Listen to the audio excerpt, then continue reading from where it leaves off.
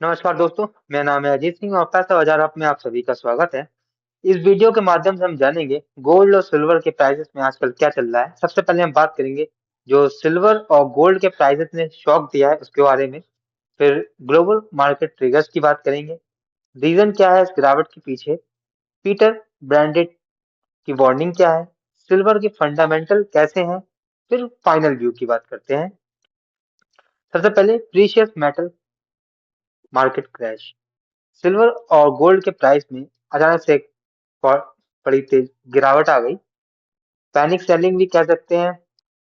उसके बाद वॉलेटिलिटी इतनी ज्यादा हाई हो गई कि फिजिकल और पेपर दोनों ही मार्केट में देख सकते हैं त्राही त्राही मच गई। सिल्वर प्राइस शॉक की बात करते हैं। सिल्वर ने ऑल टाइम हाई टच किया अप्रोक्स 4.20 लाख पर केजी का और क्रैश करके आज लो लगा दिया अप्रोक्स 3.32 लाख पर केजी का। सिंगल डे के अंदर 80,000 रुपए की गिरावट आ गई। अगर हम गिरावट को देखें तो 17 से 24% की है अपने टॉप से। अपनी हिस्ट्री का अब तक का सबसे बड़ी गिरावट हुई है। वहीं गोल्ड प्राइस की बात कर लें तो गोल्ड प्राइस में लगभग 9% की गिरावट आ गई। प्राइस ने अपना all time high sorry gold अपना ऑल टाइम हाई लगाया था 1.75 लाख पर 10 ग्राम और इन्होंने लो लगाया है 1.54 लाख पर 10 ग्राम। तो रिकॉर्ड तोड़ प्रॉफिट बुकिंग चल रही है।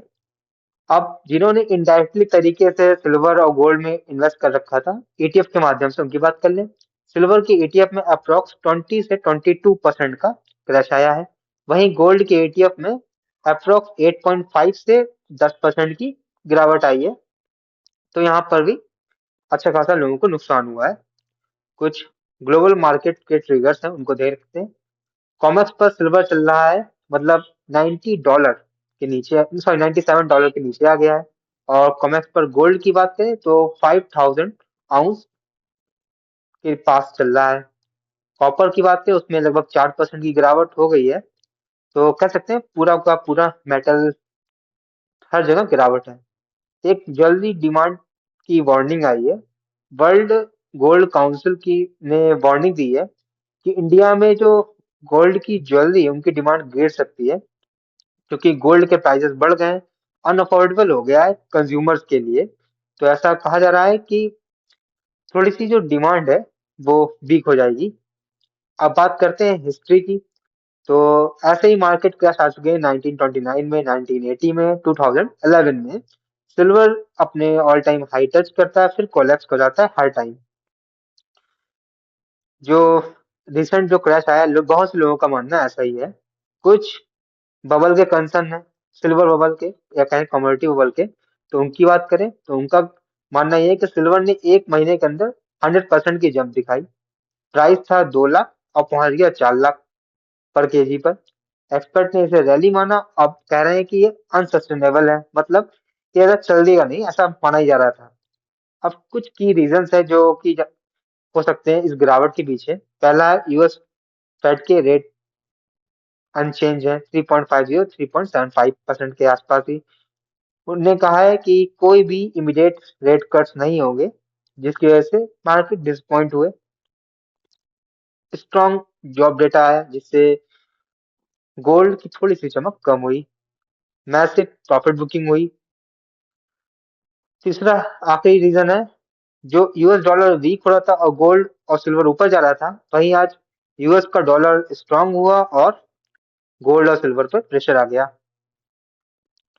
अब पीटर ब्रांडेड है, जे जेपी मॉर्गन के साथ पहले काम करते थे, इन्हें उनका काफी अच्छा इस फाइनेंस सेक्टर में एक्सपीरियंस है। तो उनका कुछ कहना यह है कि जो ट्रेडिंग वॉल्यूम है जो गोल्ड और सिल्वर का, ये खास करके सिल्वर का, ये 2 साल की ग्लोबल सप्लाई के बराबर चल रहा है इस समय।